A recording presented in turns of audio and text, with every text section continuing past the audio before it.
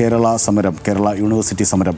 അത് കേരള എന്നുള്ളത് സിംഗിൾ കോട്ട്സിലാണ് ഇട്ടിരിക്കുന്നത്. കേരള സംസ്ഥാനത്തടക്കം നടക്കുന്ന ഒരു ഗവർണർ മുഖ്യമന്ത്രി സമരം എന്നുള്ള ഒരു വ്യംഗ്യം കൂടി അതിൽ വെച്ചുകൊണ്ട്, വ്യംഗ്യമല്ല നേരിട്ട് തന്നെ അങ്ങനെ തന്നെയാണല്ലോ.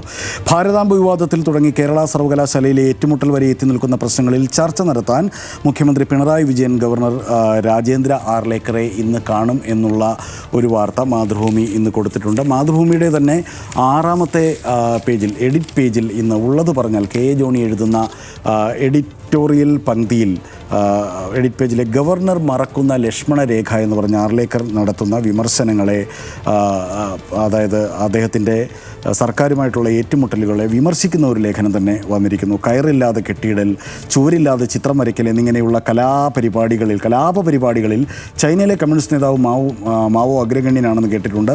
അങ്ങനെയൊക്കെ പറഞ്ഞിട്ട് ഈ കമല വേഴ്സസ് മണിപുഞ്ചി കമ്മീഷൻ പറഞ്ഞത്, അങ്ങനെ ഗവർണർ മുഖ്യമന്ത്രിയുമായി ഏറ്റുമുട്ടുന്നത് പുതിയ കാര്യമൊന്നുമല്ല. എങ്കിൽ പോലും കേരളത്തിലെ ഏറ്റുമുട്ടൽ ഇപ്പോൾ നടന്നുകൊണ്ടിരിക്കുന്നത് പ്രതിസന്ധി ഘട്ടങ്ങളിൽ സംസ്ഥാന സർക്കാരുകൾക്ക് ഭരണഘടനയുടെ വെളിച്ചത്തിൽ മാർഗനിർദ്ദേശം നൽകേണ്ടവർ കേന്ദ്രം ഭരിക്കുന്ന പാർട്ടിയുടെ അജണ്ടകൾ ഏറ്റെടുക്കുമ്പോഴാണ് ഭാരതാംബയും കാലുകഴുകലുമൊക്കെ രാഷ്ട്രീയ ആയുധങ്ങളാകുന്നത് എന്ന മറ്റൊരു വാർത്ത.